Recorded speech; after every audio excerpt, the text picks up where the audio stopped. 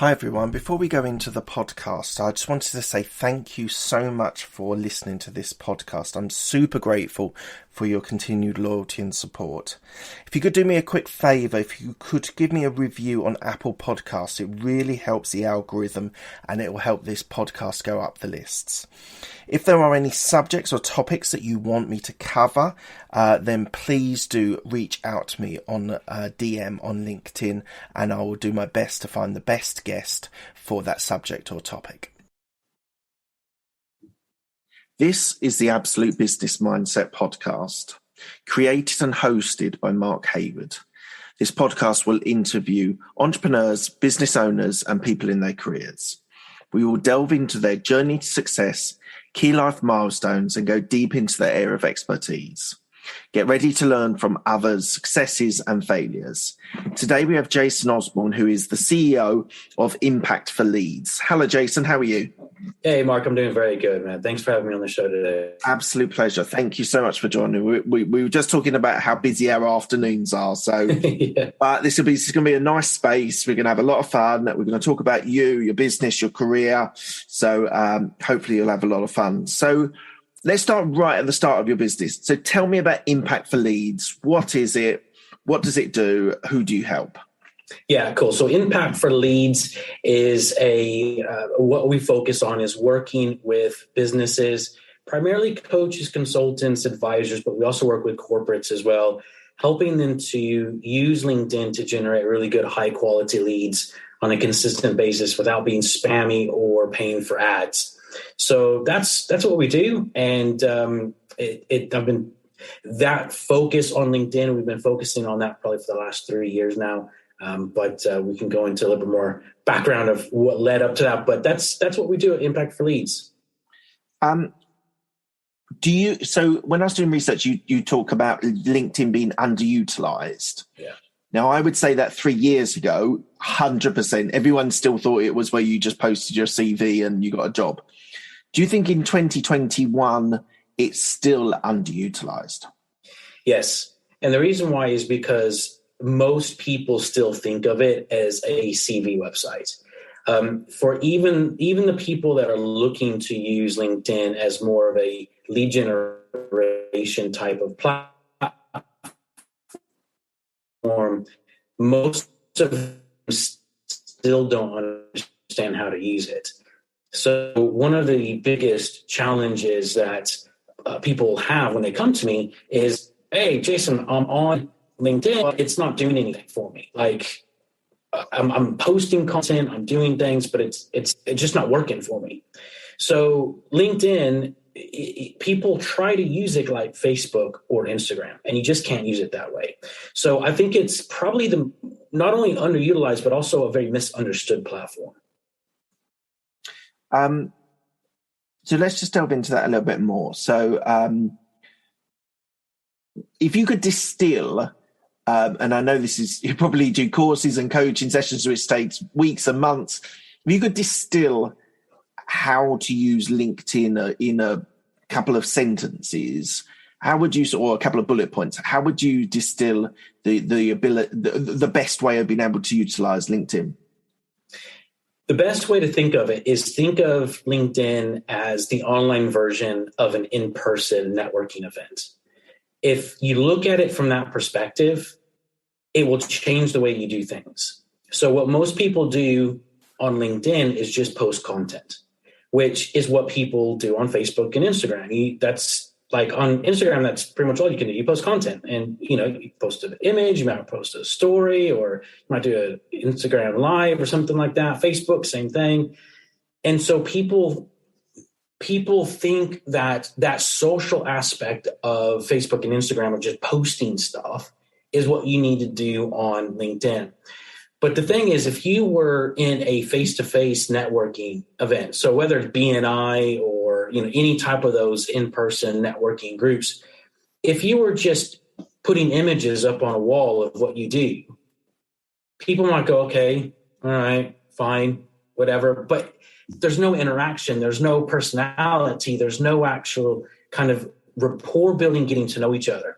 So LinkedIn, while content is good, and I definitely teach content, it's I teach a lot about how to use content on LinkedIn, but content on LinkedIn, in my opinion, is something that should be a long-term game, and is something to just help build the credibility and kind of the PR branding side of your business. So to look at LinkedIn, what you need to do is how do you actually communicate with individuals on LinkedIn, same as you would in person, where it's personal, it makes sense. There's an actual conversation going on, not some spammy automation tool just sending out stuff, which is what a lot of people do. And that's why it doesn't work for people. Like, I'm using automation tools, I'm posting. It's not working for me. It's like, yeah, because you're spamming people. So it doesn't work. I totally agree. And it's something that fairly recently someone reminded me of, especially in LinkedIn, that liking posts, commenting on posts, interacting with people, as well as posting content is the way to get the most out of LinkedIn. So every day, post a piece of content, like or celebrate or whatever on a post, and equally comment on a post and try and engage with that as well. And that, for me, actually distills the value of LinkedIn. And it's not just like your comments, not just, oh, great post. It's actually reading the content, listening to the content, whatever it is, and then saying something meaningful with that is a real. Now we all take shortcuts from time to time, but is that like, for me, that's really worked in these last couple of weeks. So would you agree with that sort of approach? So again, posting content is good. Liking and commenting on other people's posts is good as well. But if there's not an actual back-end strategy of that, then you're just liking and commenting on people's posts, and it doesn't do anything. So there's got to be a bigger strategy around that. So what I always say to people is creating content, putting posts on LinkedIn is very passive. And there's a lot of hope marketing involved in that, because you're hoping that people see it. It's got to trip the LinkedIn algorithm, which in and of itself, you've got to get enough engagement and action on your content for you to even start being pushed out by LinkedIn to begin with, right? So then you're hoping that it shows up on people. And if it does, you're hoping that they actually stop and pay attention to it, right? Which we all scroll, all that sort of stuff. So then if they do take that half second to actually look at it, you're hoping they engage and comment on it, which a lot of people don't. I mean, most people will have maybe 5 to 10 likes and maybe 2 to 5 comments at most. I mean, I see thousands of posts all the time with what we do, and very few people get much engagement on their content. So there's a more proactive way by being able to engage with people. Yes, commenting and liking on people's posts, but doing it in a strategic way with your ideal prospects, and then being able to reach out and communicate to them in a non-spammy way where it's adding value to them to move them onto a phone call if what you provide for them is going to work for them. So I prefer the more proactive strategies because what I've seen is it takes around 9 to 12 months for people that are posting content every day to really get a lot of traction. Yeah. And I don't know about you, Mark, but I don't want to wait 9 to 12 months before I get regular leads coming in, So there's better ways to do it. Something else someone who's been successful on LinkedIn said is you need to give a little bit of yourself, excuse me, and therefore give something personal. So what I started to do was post non-business related content.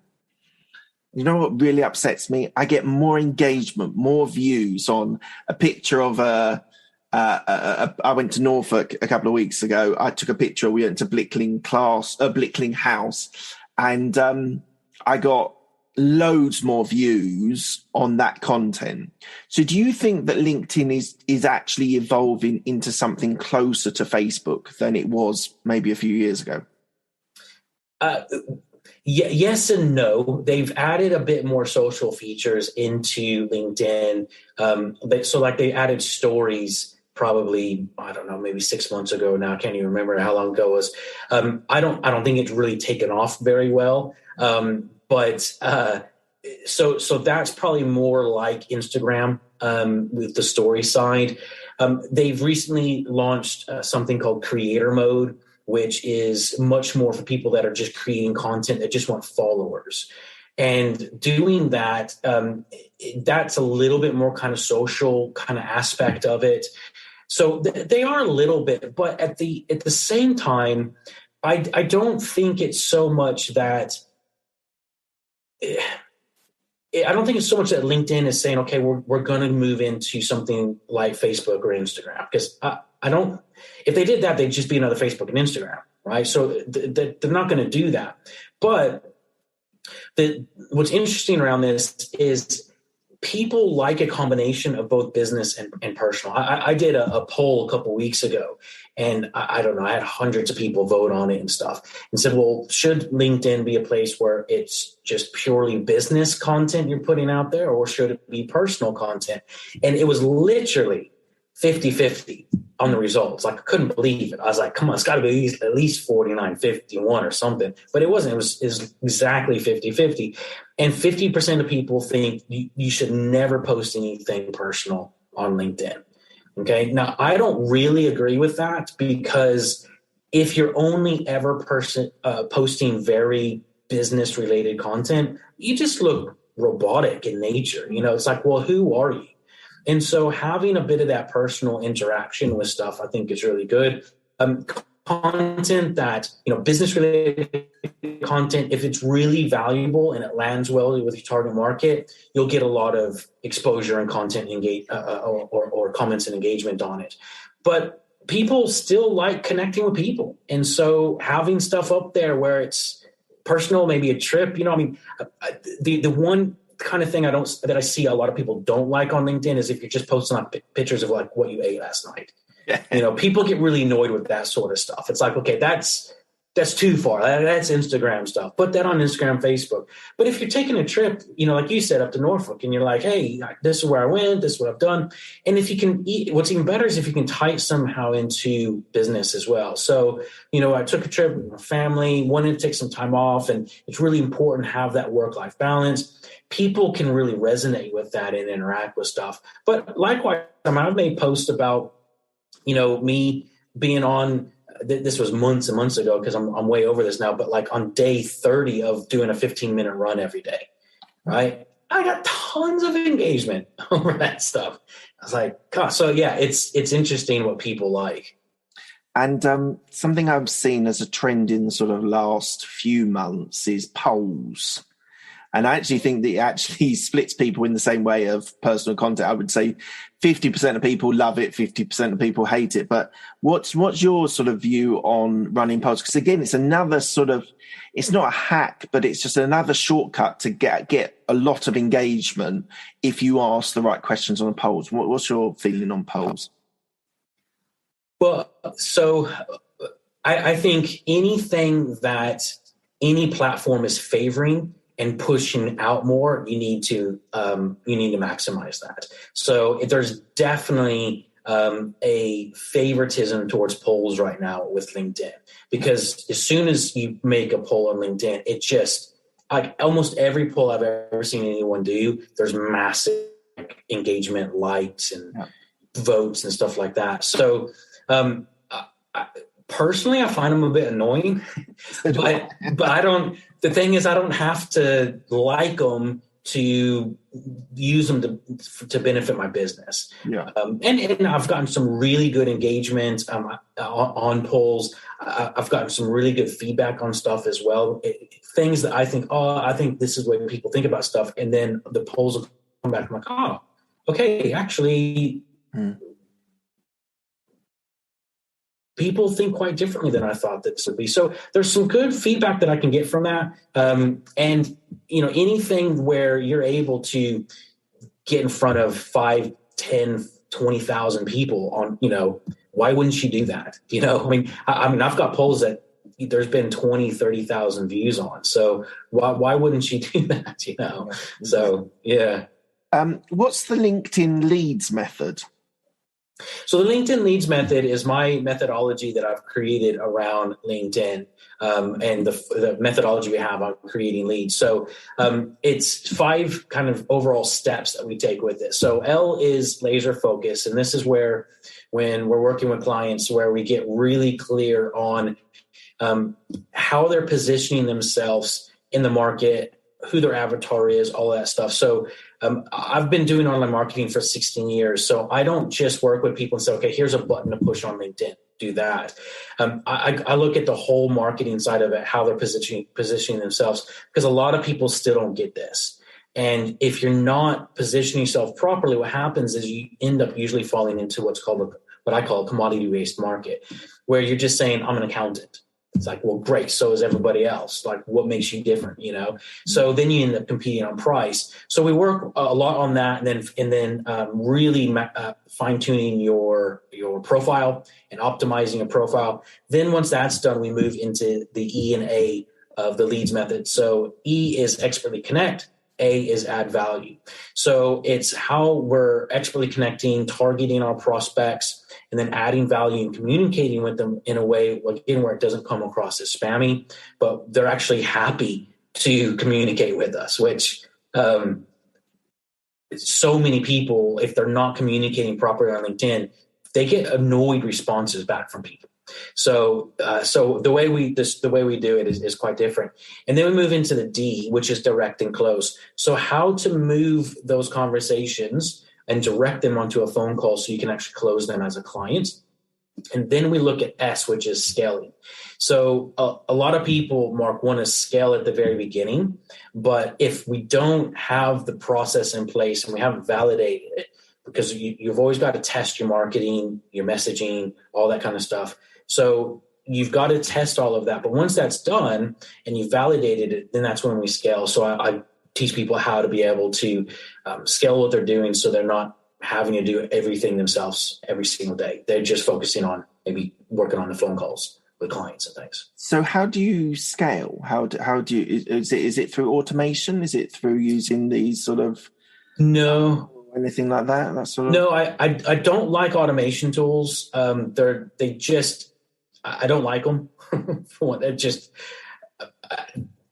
The thing around automation tools is over the last 16 years, I've seen automation tools get shut down over and over and over again. And platforms don't like them, because what happens is, as soon as automation tools start being used on a wide basis, the user experience on a platform diminishes. And platforms like LinkedIn, Facebook, Google, any platform, they're not going to stand for having their user experience diminished. So I don't like automation tools. So sorry. How do you scale? So how do we scale then? A lot of what we do is outsourcing it. So how to create the systems and processes so that you're actually outsourcing what you're doing. Right. Okay. Yeah. Okay. How do you talk about profiles, like the laser focus bit of looking at people's profiles and sort of assessing them. How would I propose to make my profile stand out from the competition? Yeah, good question. So briefly, just for sake of time here, the first thing that is really, really important is making your profile not about you, which sounds really counterintuitive to most people. Because when we look at LinkedIn, we think we need to create our profile all about us, because we think of it as a CV website. So we need to tell people how long we've been doing what we've been doing and all that kind of stuff. The reality is, when you're using it from a lead generation perspective, people don't really care about us, right? They don't care about how long I've been doing stuff. They want to know how I can help them. So your profile needs to be all about your prospect. So there's a couple things around that. So one, your banner your banner, you want it to look really nice. You want it to be professional, and you want it to convey authority and expertise in what you're doing, and be clear as like a tagline of sorts, some wording on there that when people see it, they go, cool, I know what you do. All right. Have a really nice profile image as well. And if you haven't already seen this, this is a lot of people actually haven't seen this. There's something called a LinkedIn cover story. And that is where your profile image, when someone loads up your profile image turns into a 3-second video preview. And you can click on that and it will pull up a 30-second video of you where you're talking, and you can talk a little bit more about what you do and your services and how you add value to people and all that kind of stuff.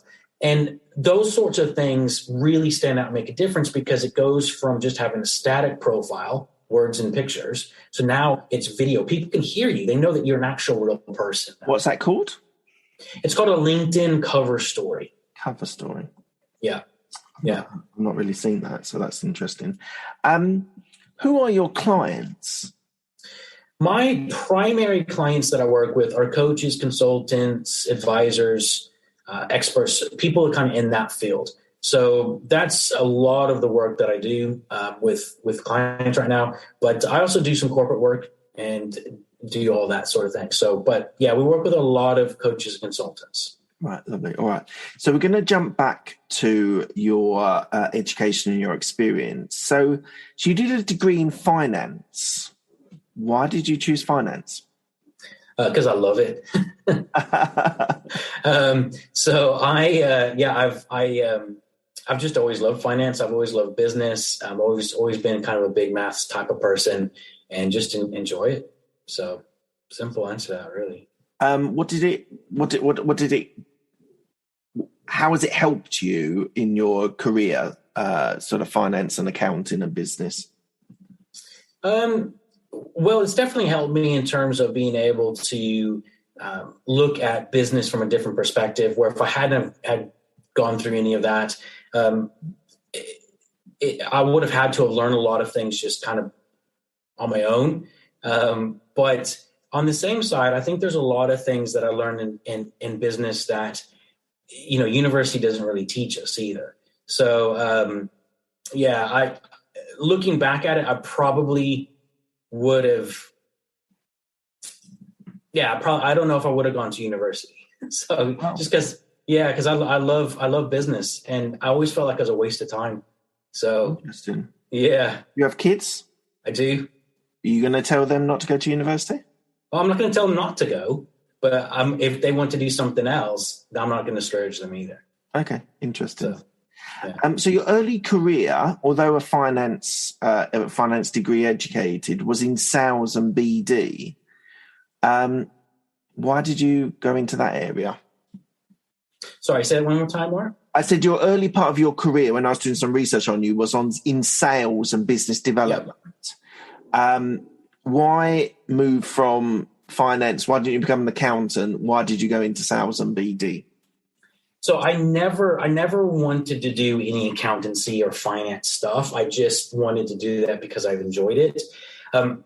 I've always been big in business. So I never, ever wanted to sit behind a desk and work on spreadsheets or, do P&Ls or anything like that. Like, personally, that just bores me to tears, right? But I like the whole business aspect of being able to understand how to look at finances and all that kind of stuff. But ever since I was a teenager, I wanted to go into sales. So going into a BDM and all that, it's really helped out a lot. So I had my first business when I was 20, back when I lived in Texas, and then I moved to the Republic of Ireland about 16 years ago. And of course, I live here in the UK now. So I've been all over the place and have had businesses on and off during all those times, and then been in sales as well for that. So I enjoy that people interaction and being able to work with people.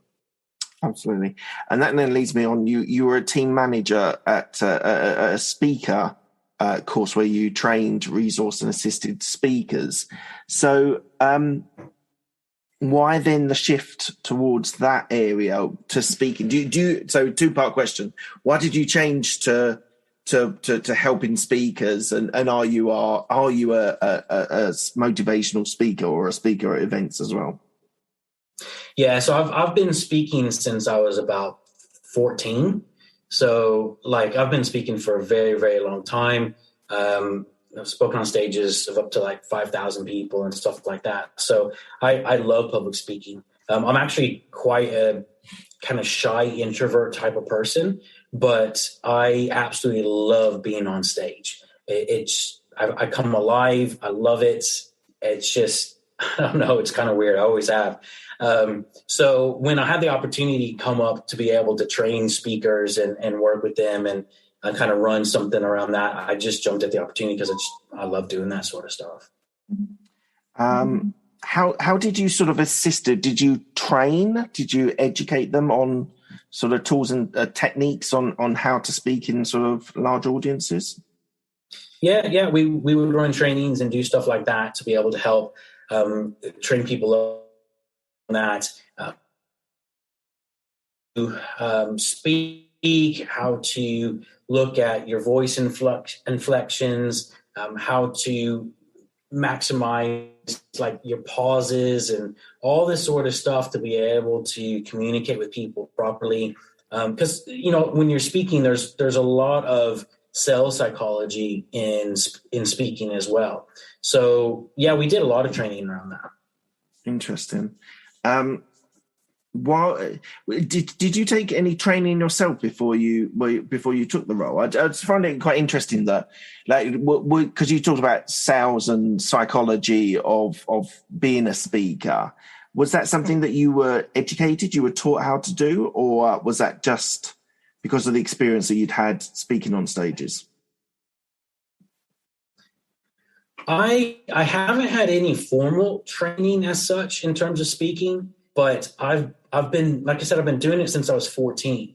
So I've studied it, and anytime I see anyone speak, it's like I'm picking apart what they're saying and how they're saying it, and their stage presence and the way that they move around the stage, and how they tell a story, and maybe how they get excited and then they'll come back down and get, speak softly again. And I've always done that. I find it really fascinating. And so it's just something that I've just observed my entire life, really. Who's your favorite speaker? My favorite speaker. Do you know, probably my favorite speaker, I would probably have to say it's Oprah, believe it or not. Okay. There's something in the way that she communicates. So I found her. So I grew up in the States, and I remember her having talk shows like when they were the old style talk shows. Yeah. And to see the progression and the way that she speaks now is very, very different. And it's much more relaxed. There's a lot more authority in the way that she communicates with things. But the way that she communicates things to people is she tells stories a lot more than she did in the past. So, and she's probably one of those people I always kind of admired and looked up to in the past as well. So I really like her. Fantastic. And so then you moved to Rethink Academy as head of coaching. So we can see a trend here where your business, where you are now with teaching and coaching people in LinkedIn, you've gone through the sales and market or sales and BD. You've gone into helping speakers. You're now coaching people. So there definitely is a massive trend here. But what did you do at Rethink? We'll be back after a quick break. Hi, Hi, I'm Alex, the host of X Health Show. Meet the future of healthcare. Think X-Men, that's X Health. Actual superheroes behind programming living cells to cure cancer once and for all. Tech that detects preterm delivery in seconds, brain-computer interface, or apps that employ AI to match you, your disease, with the best treatment. X Health Show brings to you visionaries who push the boundaries of healthcare from Switzerland, the heart of Europe and the most innovative country in the world. Let me introduce you to their startups. Head to X Health Show, meet the future of healthcare. Happy to greet you there. So Rethink, I'm still contracted out with Rethink. Okay. They're my largest client. So I'm their head of coaching at Rethink, and we work with clients all over the world, helping them start up online businesses. And so I manage a team of around 20 coaches, and many of them are experts in their own right, things like on Instagram and Facebook ads and stuff like that. And we are constantly running trainings and masterminds and all that kind of stuff. So that's still a large part of what I do. A good friend of mine owns that company, known him for a really long time. And so yeah, I do a lot of work with them as well. Yeah. Okay, fantastic. As a fellow podcaster, give you a shout out to Atomic Impact podcast. Why don't you tell me, if anyone's interested that's listening at the moment, what is Atomic Impact? Atomic Impact podcast is a podcast where we do shorter 15 to 20 minute episodes. And the podcast is geared towards business owners and business leaders. And we have a wide range of stuff that we talk about. So it's not just online marketing or LinkedIn or anything like that. And I started that up because I was asked to be a guest quite a lot on podcasts last year. And because of everything being in lockdown and not being able to go out and do talks and stuff like that, I was like, sure, let's be a guest on some podcasts. And I really enjoyed it. And I would get messages back from people after being on podcasts, just saying, hey, what you said about this or that or whatever, just had an impact on them. And I liked having those small moments of impact on people. So I was like, well, how do I be more on purpose with that? And that's where the idea of the Atomic Impact podcast was born. And so I've been doing that beginning of this year. As a podcaster, what impact does that have on your business, your personal brand, you as a businessman? What impact has it had so far? Well, definitely exposure. So just being able to be out in front of a lot of people that you wouldn't have normally been out in front of. And I'd say probably the biggest impact is the people that I meet and connect with. I've had some great conversations with people on the podcast. Some of those we've gone on to do projects together. They've promoted me out further on what they're doing. Some of them become clients. So like podcasting I've really enjoyed it. Just from that being a lot of networking that I wouldn't have been able to do without the podcast. Yeah, I've started 2 businesses with guests of mine. And so, it's a fantastic marketing tool, being a guest as well as being a podcaster. And as you say, creating relationships with people is incredibly powerful as a podcaster. I read somewhere that you're a plane crash survivor. Tell me a little bit. Tell me the story of how what happened, and hopefully you're fine. There was no major backstory, but just tell me a little bit about that story. Yeah. So 19 years ago, when I was living in Houston, I was with some friends, and we were flying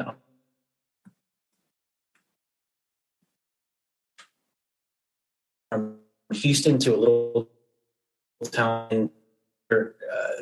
Was an issue with the fuel, and both engines ended up dying in the air once we started kind of coming in towards landing. And we ended up crashing into a house. Wow. And there was 5 of us on board, and 3 of my friends passed away that day, and me and one of my other friends survived. So yeah, it was it was a long time ago, but it's something that was a huge thing, obviously, in my life. Of course. But I wanted to always, for a long time, Mark. So I've never shied away talking about it. I've never had any problems talking about it. I can tell all the details of the story. Like, I don't have any problems with that. But I shied away from using it in any form where it felt like I was using it from a promotional side. Mm-hmm. But over the last 2 years, I've changed my perspective on that, because we all go through stuff, right? We all go through horrible things.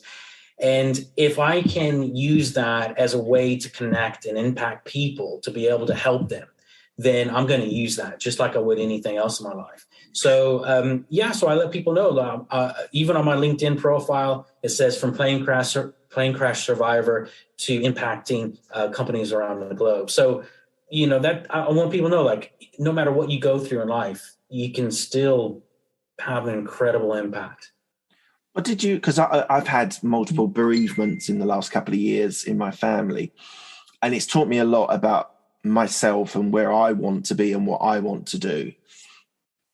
And equally, you hear the worst of times are the best educators, are the best place to learn something. What did you learn from losing some of your friends? What did I learn? So the first thing I would say is that I had to learn. So there's a difference between losing a friend and then being in a crash like that, where I dealt with a lot of survivor's guilt, right? So if you just lose a friend, kind of they're a friend and something happened to them and whatever, obviously that's still horrible and all that. But when you're in a plane crash and there's no reason why you survived and someone didn't, then there's that side of it, like, well, why me? Like, why did I go through this?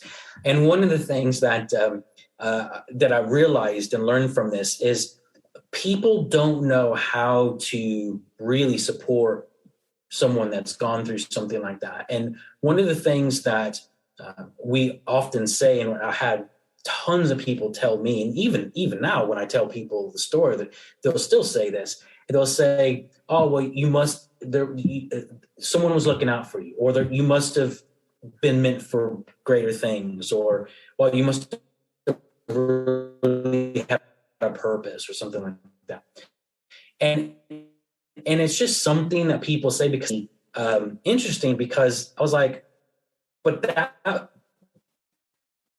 means that they don't have any more purpose, that no one else was looking out for them.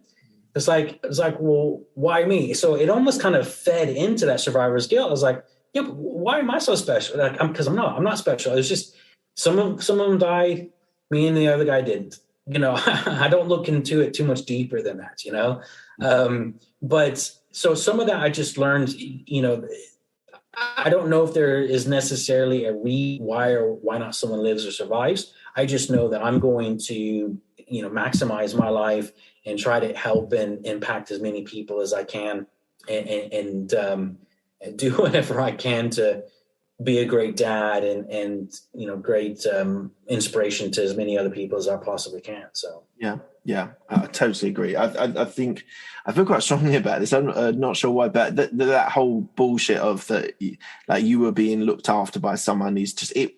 In my view, it was just, I don't know if luck is the right word. It's also a terrible word to use, but it was just one of those situations that you survived and they didn't. I totally agree with honoring their memory by being the best version of yourself is so important. So 100%.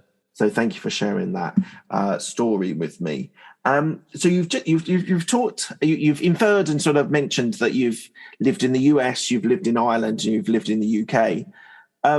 Why are the moves? Why be an international citizen? So I moved to Ireland because I married a lady from Ireland, And so I moved over to Ireland 16 years ago. And then we moved over to the north of England near Leeds, for anyone that may know where that is. And so we moved over there. And then we ended up getting divorced around 5 years ago. But obviously my kids are still there, so I don't have any plans moving. I love the UK. So. Fantastic. Yeah. So you still you're still sort of back and forth between Ireland and the UK, are you? No, not Ireland. No. Like all my kids live here in the UK and everything. Oh, okay. So okay. Yeah. Okay, fantastic. Okay. What's the plan for the next 2 to 5 years for you? Ooh, good question. So keep growing what we're doing with Impact for Leads. And then I'm also looking at expanding what we're doing to bring on, I've been looking to take on kind of roles of fractional CMO for companies. And it's something that one of my mentors has kind of suggested for me, just because I love marketing. I've been doing it for a long time. I get a massive kick out of it. So I'm good at the strategy side of stuff. I don't like the implementation, the detail, get into it and all that kind of stuff, but I enjoy the strategy side. So over the next couple of years, I'd like to really kind of build that up a bit more. Fantastic. Okay, so coming to the end of our conversation, I asked the same 6 questions to all of my guests. They're quick-fire questions. They don't need a quick-fire answer. First one is, what's the best decision that you made? Ooh, best decision that I've ever made. I would say the best decision I ever made was to probably start my first business. It was the biggest learning curve and learning experience I think probably I ever had when I was in my early 20s. And then I'll give one other one actually as well. It was a decision to do, but I went to my first third world country when I was 13. And that completely changed my perspective of everything. So that I always say, whenever my kids get old enough, which my oldest is almost old enough now, I want to take them to a third world country, let them know that, there's challenges in life. Yeah, so, gives you perspective. Yeah, some perspective. Yeah. And what was the first business that you started?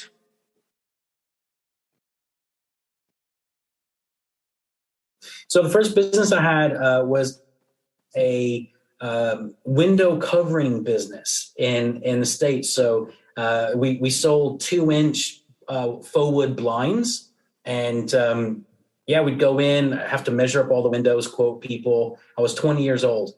I don't know why anyone bought from me, but they did. Fantastic. Right, second question. What's the best piece of advice you've been given?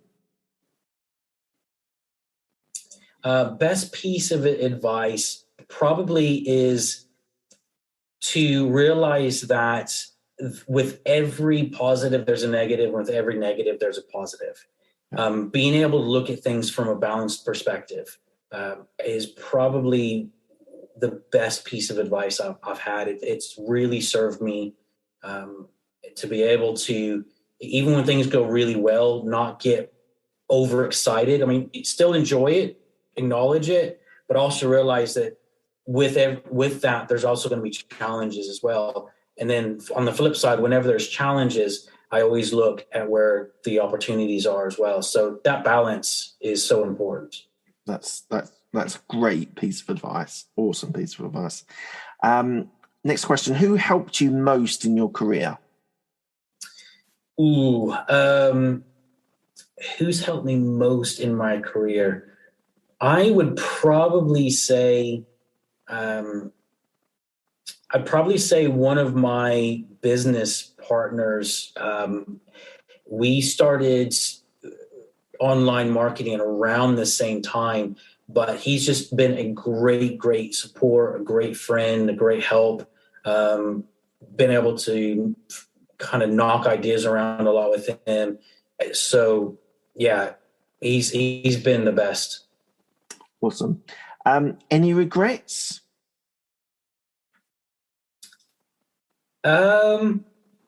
There's things that I'd like to go back and think, maybe I could do something differently. But honestly, Mark, I don't look at things as regrets, because if I look back and say, I wish I would have done something differently, it creates a completely different set of outcomes, which I may regret those outcomes more than what I have now. Yes. So no, I know that may sound weird because it sounds like everyone, I regret this, but it's like everything that's happened, I've learned from and I've grown from. Even the plane crash stuff, I don't regret. Like I wish it wouldn't have happened, but I don't regret that because it happened and I can't change that. All I can do is learn from it. A side question, which is not part of the 6, is I was talking to a friend of mine and they were saying that they would love to go back to being 20-year-old, but like I'm 40, 41, but they would love to go back to 20 years old, but have all of the experience and knowledge that they would have as a 40-year-old. Like, would you like to go back to 20 again? If I were able to go back to 20 again with all the experience I have now, that would be pretty cool. Yeah. Next question. What are you most proud of? So I'm most proud of my kids. I know that's a really sappy dad thing to say, but I'm really, really proud of them. I love them to bits. But if we're not to do the sappy dad side of stuff, I'd say that I'm really proud that I'm able to be able to help and support and impact so many people. It's what I've wanted to do since I was young, since I was a young teenager, 13, 14. And I'm just really proud that I'm able to do that. And the more people I can help, then I feel like I'm fulfilling kind of my purpose on life. So awesome. What does legacy mean to you? Legacy means that I'm leaving something behind in a better form than what it was when I showed up. And so if I can help do that with my kids and also clients and people that I work with, then I feel like I'm able to leave a legacy that way. So it's also, maybe go a little bit deeper in that. Even when I speak, even on a podcast like this, it doesn't matter where I'm communicating. I always take it really seriously because to me, I know the power of just one word and how one word can change someone's entire life. So for me, I'm always looking at how I can, and that's why, Impact for Leads is why I've called it that. Atomic Impact Podcast, why I've called it, to me, that impact moment. It's just one little conversation, one little phrase, something that could have been said. To me, that's legacy. And I think it's incredible. I think that's brilliant. And if people want to reach out to you, where can they find you? The best way, I would be remiss not to say LinkedIn, because that's my whole platform that I teach on. So they can check me out on LinkedIn. Just type in Jason Osbourn. You can find me there. Or you can also go to impactforleads.com and check me out that way. And this isn't, again, part of the questions, but so you focus on LinkedIn as your sort of lead generation. Is there any sort of ambition to spread that to doing lead generation on Instagram or Facebook or TikTok or any other platform? Not at the moment, no. I have very good friends that are experts in those areas, so we kind of partner in different stuff like that. I like staying focused in one lane around things. So right now, no. That may change down the road, but not for the time being. Okay. Right. Thank you so much, Jason. Thank you so much for your time today. It's been an absolute pleasure speaking to you. Hey, absolutely, Mark. Great being here. Thank you. Great.